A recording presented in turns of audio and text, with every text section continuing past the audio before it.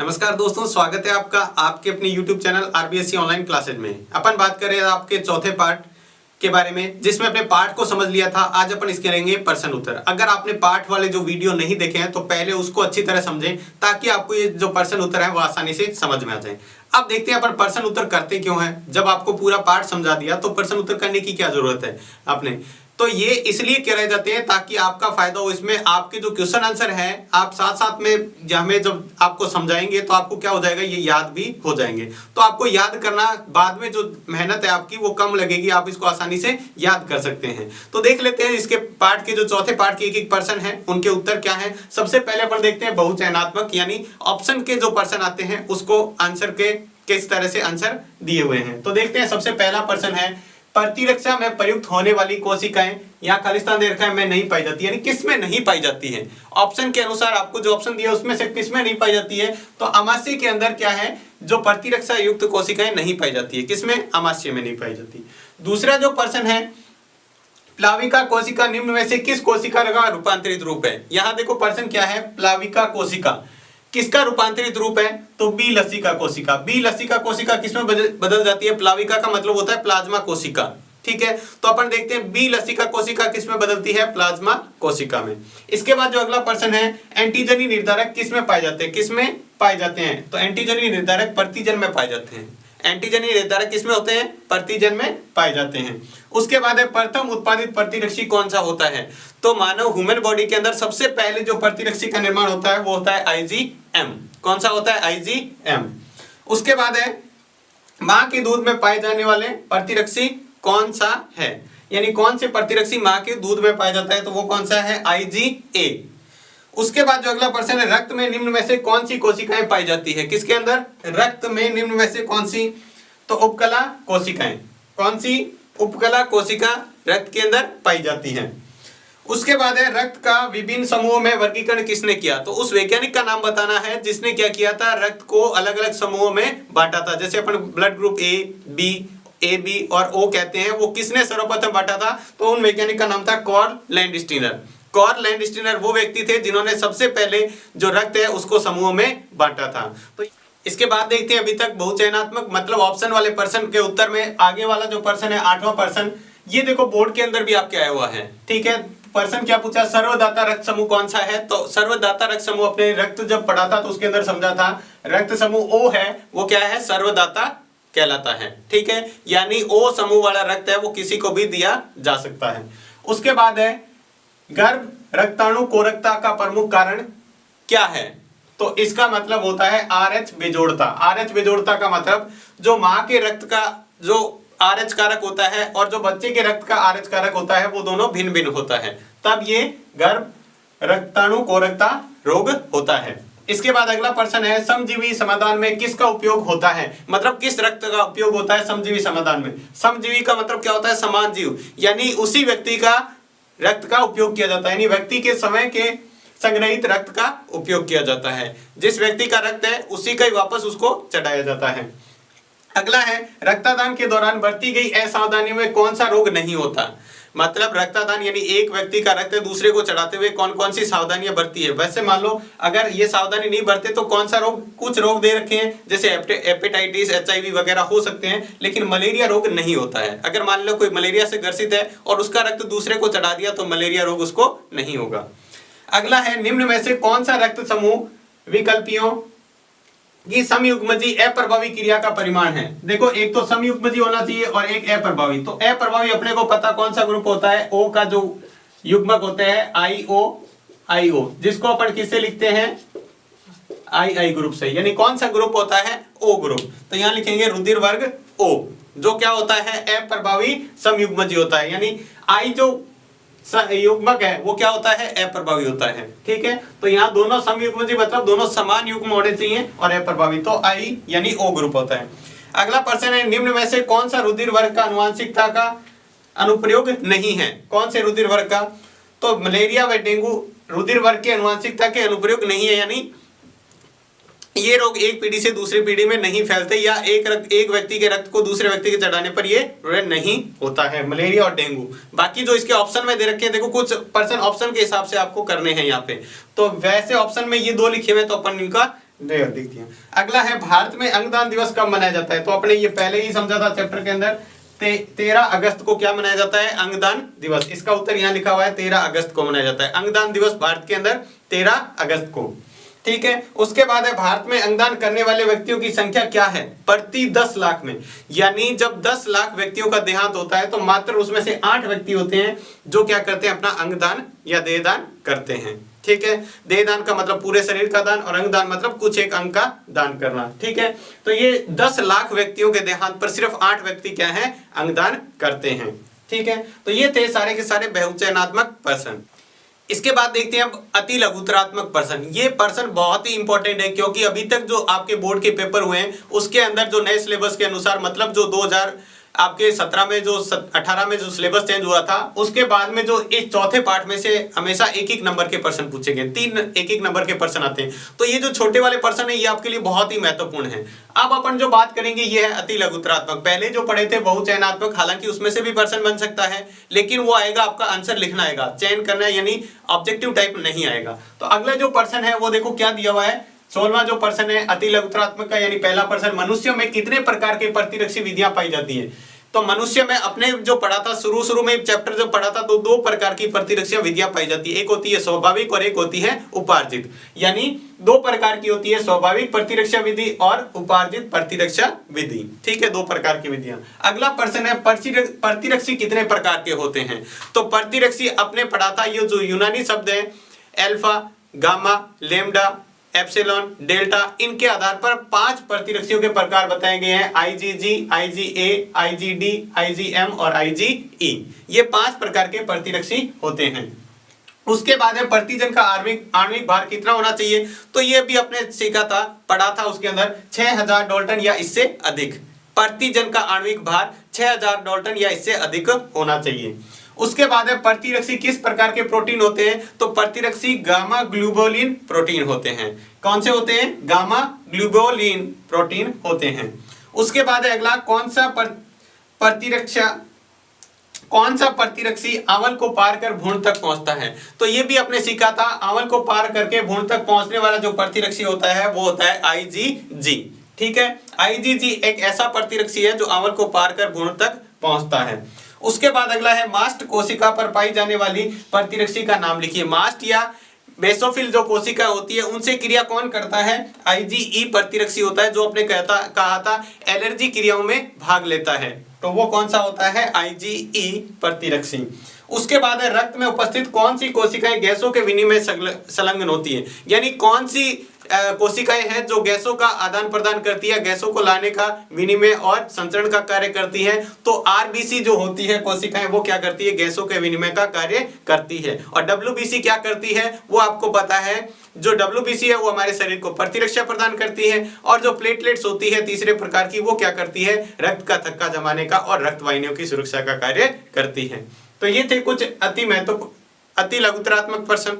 इसके बाद देखते हैं आगे के अति लघुत्तरात्मक जो प्रश्न है। प्रश्न नंबर 23 अगले प्रश्न में दिया हुआ है रक्त का वर्गीकरण किस वैज्ञानिक के द्वारा किया गया? यानी सबसे पहले जिस वैज्ञानिक ने रक्त का वर्गीकरण किया था उनका नाम क्या है? वैसे तो अपने ये पहले प्रश्न कर चुके हैं लेकिन फिर भी दोबारा से कार्ल लैंडस्टीनर ऐसे व्यक्ति थे जिन्होंने सबसे पहले रक्त का वर्गीकरण किया था। उसके बाद अगला प्रश्न है सर्वदाता रक्त समूह कौन सा है? तो सर्वदाता रक्त समूह कौन सा होता है? ओ रक्त समूह। ये प्रश्न भी अपन पहले कर चुके हैं। आपसे प्रश्न पूछा जा सकता है सर्वग्राही, कौन सा? सर्वग्राही रक्त समूह। तो सर्वग्राही रक्त समूह कौन सा होता है? ए बी समूह। ए बी रक्त समूह क्या होता है? सर्वग्राही होता है। दोनों प्रश्न बन सकते हैं। सर्वदाता रक्त समूह कौन सा है? तो ओ रक्त समूह। और सर्वग्राही रक्त समूह कौन सा है? तो ए बी रक्त समूह। ठीक है। इसके बाद अगला प्रश्न है किस रक्त समूह में ए व बी दोनों ही प्रतिजन उपस्थित होते हैं? ऐसा कौन सा ब्लड ग्रुप है जिसके अंदर ए और बी दोनों प्रकार के प्रतिजन पाए जाते हैं? तो नाम से ही पता चल रहा है ए बी रक्त समूह। ए बी रक्त समूह होता है जिसमें आरबीसी, क्योंकि आरबीसी कोशिका के ऊपर दोनों प्रकार के क्या होते हैं? रक्त समूह पाए जाते हैं, ए प्रतिजन और बी प्रतिजन। उसके बाद अगला विश्व में लगभग कितने प्रतिशत व्यक्तियों का रक्त RH धनात्मक है? कितने प्रतिशत व्यक्ति हैं जिनका रक्त क्या है? RH धनात्मक है। यानी 85% लोग ऐसे हैं जिनका रक्त क्या है? RH धनात्मक है। उसके बाद है कौन सा आरएच कारक सबसे महत्वपूर्ण है, ये अपन पहले पढ़ चुके हैं। सबसे महत्वपूर्ण जो आरएच कारक होता है वो होता है आरएच डी। ध्यान रखने के लिए, आपको ट्रिक से याद रखने के लिए जो बताया था, आरएच डी होता है। वैसे आरएच जो सी पढ़ा था, सी बड़ा और छोटा दोनों होते हैं, ठीक है। डी अकेला होता है और ई बड़ा और छोटा होता है। तो डी एकमात्र है जो सबसे महत्वपूर्ण आरएच कारक है। अगला है प्रथम रक्तदान किसके द्वारा संपादित किया गया, यानी किसने सबसे पहले रक्तदान करवाया था। तो doctor Jean Baptiste Denis, Jean Baptiste Denis द्वारा क्या किया गया था, सबसे पहले रक्तदान करवाया गया था, रक्तदान करवाया गया था। उसके बाद है समझात आदान क्या है। समझात आदान का मतलब क्या होता है, ऐसा आदान जिसमें अन्य व्यक्ति के संग्रहित रक्त का उपयोग किया जाता है। समझात का मतलब क्या होता है, उसी किसी दूसरे व्यक्ति ने रक्तदान किया है, उसके रक्त का किसी दूसरे व्यक्ति के लिए उपयोग किया जाता है, उसे क्या कहते हैं, समझात आदान कहते हैं। तो ये थे कुछ और अति लघुतरात्मक प्रश्न।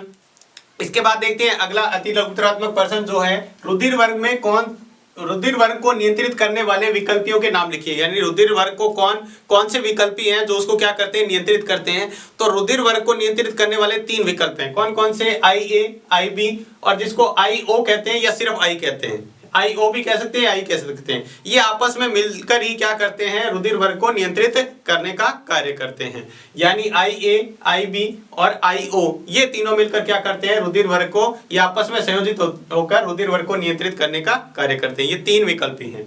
उसके बाद अगला, भारत में अंगदान दिवस कब मनाया जाता है। वैसे तो ये प्रश्न अपन कर चुके हैं बहुचयनात्मक, लेकिन फिर से 13 अगस्त को, भारत में 13 अगस्त को क्या मनाया जाता है, अंगदान दिवस मनाया जाता है। उसके बाद अगला है ए, हाल ही में देहदान करने वाले 2 व्यक्तियों के नाम लिखिए। यानी अभी जो कुछ ही समय में किन 2 व्यक्तियों ने देहदान किया है। प्रमुख व्यक्ति हैं, पहला है साध्वी रितंबरा और दूसरा है क्रिकेटर है गौतम गंभीर, ठीक है। साध्वी रितंबरा और गौतम गंभीर, इन दोनों ने क्या किया है, देहदान का घोषणा की है। उसके बाद अगला प्रश्न है, देखो ये 32% तक तो थे, ये कौन से थे, अति लघुतरात्मक प्रश्न। 16 से लगा के 32 तक थे अति लघुतरात्मक प्रश्न, 1-1 नंबर वाले। इसके बाद में अगर थोड़ा सा बड़ा प्रश्न आपसे पूछे तो इस तरह से पूछा जा सकता है, जैसे मान लो पैटर्न को थोड़ा सा चेंज कर दे, 1-1 नंबर का और 1-2 नंबर का प्रश्न पूछे तो 2 नंबर में कौन से बन सकते हैं, वो ये प्रश्न है। तो अगला प्रश्न है, प्रतिरक्षी को परिभाषित कीजिए, यानी प्रतिरक्षी की परिभाषा लिखनी है। तो सिंपल सी देखो, इन्हें इम्यूनोग्लोबिन बी कहते हैं, IG शॉर्ट में, या इम्यूनोग्लोबिन बी कहते हैं। किनको, प्रतिरक्षी को। ये प्लाज्मा कोशिका द्वारा निर्मित गामा ग्लोबिन प्रोटीन है। अपने को पता, प्रतिरक्षी कौन से होते हैं, गामा ग्लोबिन प्रोटीन होते हैं जो प्लाज्मा कोशिका द्वारा निर्मित होते हैं। जब प्रतिजन क्या करते हैं, बी लसिका कोशिका को प्लाज्मा कोशिका में बदलते हैं तो उससे क्या होता है, प्रतिरक्षियों का निर्माण होता है, ठीक है। जो प्राणियों में रक्त तथा अन्य पदार्थों में पाए जाते हैं। ये प्रतिरक्षी किसमें पाए जाते हैं, या तो रक्त में या अन्य तरल पदार्थों में ही पाए जाते हैं। प्रतिरक्षी प्रतिजन को पहचानने व निष्प्रभावी करने के लिए प्रतिजन से क्रिया करता है। अब प्रतिरक्षी क्या करता है, प्रतिजन को पहचानता है, पहले तो उसकी पहचान करता है कि ये शरीर के अंदर का प्रतिजन है या बाहर से कोई हानिकारक प्रतिजन आया है, उसको पहचानने का। और दूसरा क्या करता है, उसको विनाश का कार्य भी प्रतिरक्षी करता है। तो ये है प्रतिरक्षी की परिभाषा। उसके बाद अगला प्रश्न है, एंटीजनी निर्धारक क्या होते हैं। एंटीजनी निर्धारक क्या होते हैं, तो इसको अपन ध्यान से देखें तो प्रतिजन संपूर्ण अणु के रूप में प्रतिरक्षी से प्रतिक्रिया नहीं करता है। अगर मान लो ये प्रतिरक्षी है, ये मान लो कोई प्रतिरक्षी है, अगर प्रतिजन आएगा तो प्रतिजन संपूर्ण अणु के रूप में नहीं जुड़ेगा, इससे इसका कुछ भाग ही जुड़ेगा, जिससे कुछ अंश ही क्या करता है, प्रतिरक्षी से जुड़ता है, ठीक है। तो ये लिखा हुआ है, प्रतिजन संपूर्ण अणु के रूप में प्रतिरक्षी से प्रतिक्रिया नहीं करता है, वरन इसके कुछ विशिष्ट अंश ही जुड़कर प्रतिरक्षा से जुड़ते हैं। यानी इसके कुछ अंश या कुछ भाग ही क्या होते हैं जो प्रतिरक्षी से जुड़कर प्रतिक्रिया करते हैं। इन अंशों को क्या कहा जाता है, एंटीजनी निर्धारक कहा जाता है। इन अंशों को कहा जाता है एंटीजनी निर्धारक। ये थे आपके यहाँ से जो लघुतरात्मक प्रश्न चालू होते हैं, 33वें से लघुतरात्मक के 2 प्रश्न और बचे हुए अति लघुतरात्मक के 3 प्रश्न। इसके बाद देखते हैं लघुतरात्मक का जो अगला प्रश्न है, प्रश्न नंबर 35वां। देखो क्या दिया हुआ है, प्रतिरक्षी में हिंज का क्या कार्य है, यानी हिंज कार्य क्या करता है। तो आपने ये कहा था जो हिंज होते हैं वो क्या होते हैं, लचीले होते हैं, जिसकी वजह से जो प्रतिरक्षी का अस्थिर वाला भाग होता है वो प्रतिजन के हिसाब से क्या हो सकता है, छोटा बड़ा हो सकता है। तो यही अपने को लिखना है। तो देखो कैसे लिखेंगे, हिंज लचीले होने के कारण प्रतिरक्षी के अस्थिर भाग को प्रतिजन के छोटे व बड़े अणु के साथ समाहित कर छोटे अणु को समाहित कर अभिक्रिया करने में मदद करते हैं। छोटे और बड़े अणु दोनों को क्या कर सकते हैं, समाहित कर सकते हैं, अपने अंदर क्या करेंगे, समाहित करेंगे और फिर उससे क्रिया करके उसको विनाश कर देंगे उसका। तो ये अपने इसका उत्तर हो गया हिंज का कार्य, यानी खुद क्या होते हैं, लचीले होते हैं। और प्रतिरक्षी के अस्थिर भाग, प्रतिरक्षी का जो ऊपर वाला भाग होता है वो कौन सा होता है, अस्थिर, वहां से क्या करते हैं, प्रतिजन के छोटा, चाहे प्रतिजन छोटा आ जाए चाहे बड़ा आ जाए, तो उसके हिसाब से वो अपने साइज को क्या कर सकते हैं, छोटा बड़ा करके उससे क्रिया करके उसका विनाश कर सकते हैं। इसके बाद अगला प्रश्न है रक्त क्या है। तो ये तो आपका सिंपल सा प्रश्न है, बिल्कुल आप अच्छी तरह समझ गए होंगे कि रक्त क्या होता है। एक तरल संयोजी उत्तक होता है जो कैसा होता है, गाढ़ा, चिपचिपा और लाल रंग का होता है। ठीक है, इसके अंदर क्या होते हैं, रक्त के अंदर दो तरह के होता है। एक तो होता है अपना आगे चाहे तो लिख सकते हैं, एक रक्त का क्या होता है, ठोस भाग होता है, और एक क्या होता है, द्रव्य भाग। ठोस भाग कोशिकाओं का बना होता है और द्रव्य भाग किसका होता है, प्लाज्मा का बना होता है। आगे लिखना चाहे प्लाज्मा तथा रक्त कणिकाओं से मिलकर बना होता है, या इस तरह से भी लिख सकते हैं, जो प्लाज्मा या रक्त कणिकाओं से मिलकर बना होता है। अब आप लिखना चाहें तो आगे लिख दें, प्लाज्मा में 3 प्रकार की कणिकाएं पाई जाती है, या 3 प्रकार की कोशिकाएं, आरबीसी, डब्ल्यूबीसी और प्लेटलेट्स। ये आगे लिखना चाहें तो लिख सकते हैं। अपने ये जो प्रश्न कर रहे हैं वो 2 नंबर के हिसाब से चल रहा है। इसके बाद अगला जो प्रश्न है 37वां प्रश्न, एबीओ समूहीकरण को समझाइए। एबीओ समूहीकरण क्या होता है। तो आपने ये सीखा था कि आरबीसी की जो सतह होती है, आरबीसी की सतह पर क्या है, 2 प्रकार के प्रतिजन पाए जाते हैं, या तो ए होगा या बी होगा, या दोनों होंगे या दोनों ही नहीं होंगे। तो आरबीसी की सतह पर 2 प्रकार के प्रतिजन पाए जाते हैं, प्रतिजन ए और बी। उसकी उपस्थिति के आधार पर रक्त को 4 समूहों में वर्गीकृत किया गया है, रक्त को 4 भागों में बांटा गया है। कौन कौन सा, रक्त समूह ए बी और ओ। ठीक है, इसी को अपन क्या कहते हैं, इसी को ही कहते हैं, इस वर्गीकरण को ही कहते हैं एबीओ समूहीकरण। तो देखो इसके अंदर कैसे लिख सकते हैं उत्तर, आरबीसी की सतह पर 2 प्रकार के प्रतिजन, प्रतिजन ए व प्रतिजन बी की उपस्थिति के आधार पर रक्त को कुल 4 समूह में, रक्त के कुल 4 समूह पाए जाते हैं। ठीक है, जिसे ए बी और ओ, ये 4 समूह गए। इस वर्गीकरण को एबीओ समूहीकरण कहा जाता है। बहुत ही सिंपल से शब्दों में लिखा हुआ है ताकि आप इसको आसानी से याद कर सको। इसके बाद अगला जो प्रश्न है, आरएच कारक क्या है और इसके महत्व को समझाइए। आरएच कारक क्या होता है, तो आपने पहले ही सीखा था, आरबीसी की सतह पर ए और बी प्रतिजन के अलावा 2 प्रकार के प्रतिजन और पाए जाते हैं। एक प्रकार का प्रतिजन, 2 प्रकार के नहीं, एक प्रकार का प्रतिजन और पाया जाता है, जिसे अपन क्या कहते हैं, आरएच कारक कहते हैं।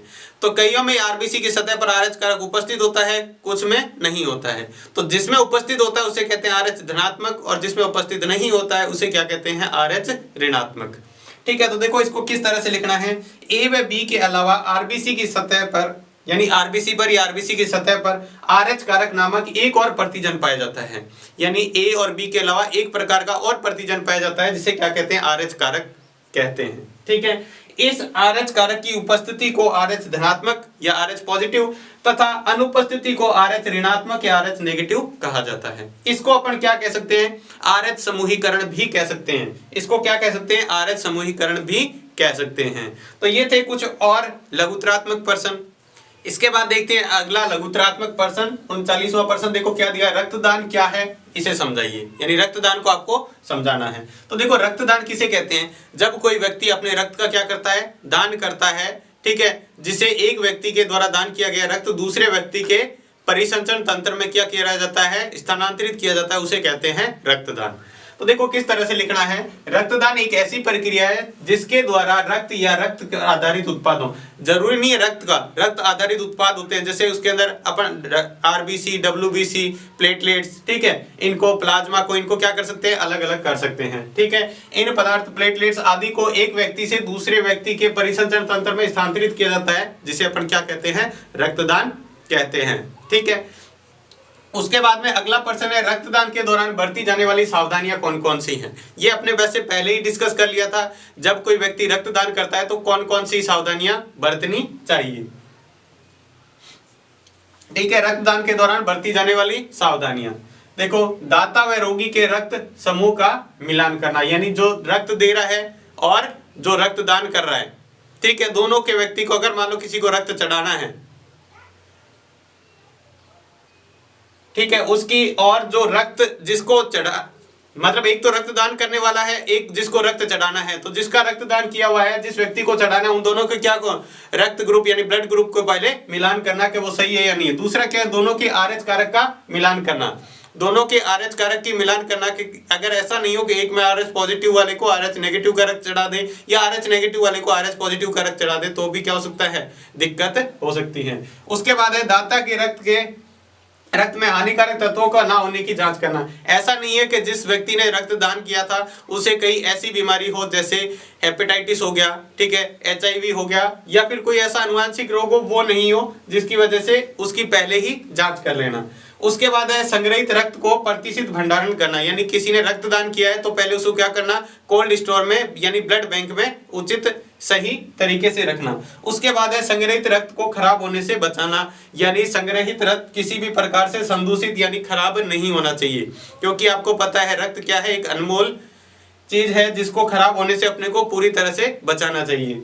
उसके बाद है संग्रहण व आधार चिकित्सक की उपस्थिति में होना। अगर कोई रक्तदान कर रहा है तब भी वहां पर डॉक्टर की मौजूदगी जरूरी है, और अगर किसी को रक्त चढ़ाना है तब भी वहां क्या है, डॉक्टर की मौजूदगी बहुत जरूरी है। तो ये थी कुछ रक्तदान की सावधानियां। उसके बाद अगला जो पर्सन है, अंगदान की आवश्यकता को समझाइए, यानी अंगदान की क्या आवश्यकता है और अंगदान किसे कहते हैं।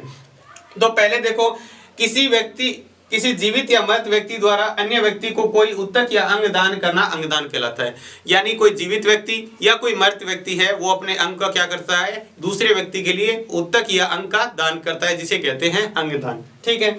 दाता द्वारा दान किया गया अंग ग्राही के शरीर में प्रत्यारोपित किया जाता है, यानी दाता ने, जिस व्यक्ति ने अंग दान किया है, जिस व्यक्ति को जरूरत है उसके शरीर में क्या कर दिया जाता है, उसे प्रत्यारोपित कर दिया जाता है, यानी ऑपरेशन द्वारा उसके शरीर में लगा दिया जाता है। ठीक है। जिससे क्या होता है, जिस व्यक्ति को जो अंग लगाया है, ठीक है, उससे क्या हो जाती है, उसकी जिंदगी बचाई जा सकती है, या फिर उसकी जिंदगी को बचाने के साथ साथ उसकी जिंदगी को खुशहाल भी बनाया जा सकता है। जैसे मान लो किसी ने अपनी क्या की आईज डोनेट की, यानी आंखें डोनेट की, और किसी ऐसे व्यक्ति को जो ब्लाइंडनेस था, मतलब जिसको दिखाई नहीं देता था, उसको लगा दी, तो अब उसकी आंखों से क्या हो गया, उसको दिखाई देने लग गया। ठीक है। हालांकि उसकी जिंदगी तो पहले चल रही थी, उसकी जिंदगी को बचाया नहीं, लेकिन उसको खुशहाल जरूर बना दिया। लेकिन और भी ऐसे बहुत सारे अंग हैं जिनसे दूसरे व्यक्ति की क्या है, जिंदगी को भी बचाया जा सकता है।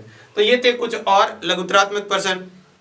इसके बाद देखते हैं लघुतरात्मक का अंतिम प्रश्न। देखो क्या दिया हुआ है, ए बी ओ रुधिर वर्ग के लिए उत्तरदायी जीन प्रारूप को समझाइए। यानी ए बी ओ वर्ग में कौन कौन से जीन प्रारूप होते हैं, उनको आपको समझाना है। तो देखो अपन पहले लिख लेते हैं, मनुष्य के विकल्पी की उपस्थिति के आधार पर रुधिर के कुल 6 प्रकार के जीन प्रारूप पाए जाते हैं। कितने प्रकार के, 6 प्रकार के जीन प्रारूप पाए जाते हैं। ठीक है। ओ रक्त समूह संयुग्मी अप्रभावी जीन क्रिया का परिणाम है, यानी ये जो ओ रक्त समूह होता है वो समयुग्मजी अप्रभावी जीन की क्रिया का परिणाम है।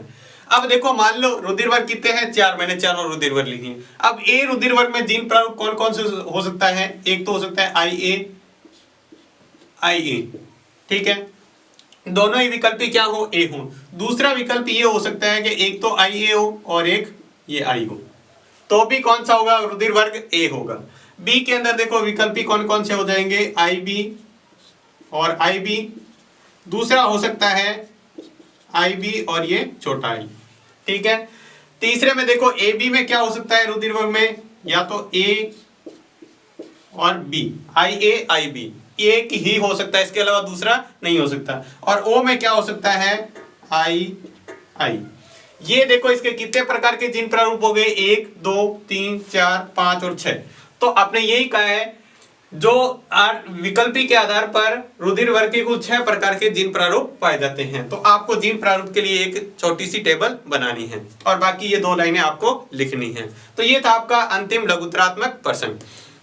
अब बात करते हैं इसके निबंधात्मक प्रश्न की। तो अभी तक इस पाठ में से निबंधात्मक प्रश्न नहीं आया है और ना ही आने के चांसेस हैं, जबकि आपको फिर भी ये आपके प्रश्न जो है निबंधात्मक वो आपको रिटर्न में उपलब्ध करा दिए जाएंगे। वीडियो में अभी तक आपके जो प्रश्न समझाए हैं, जो आपके बोर्ड के लिए इस पाठ में से जो प्रश्न आ सकते हैं उसके हिसाब से।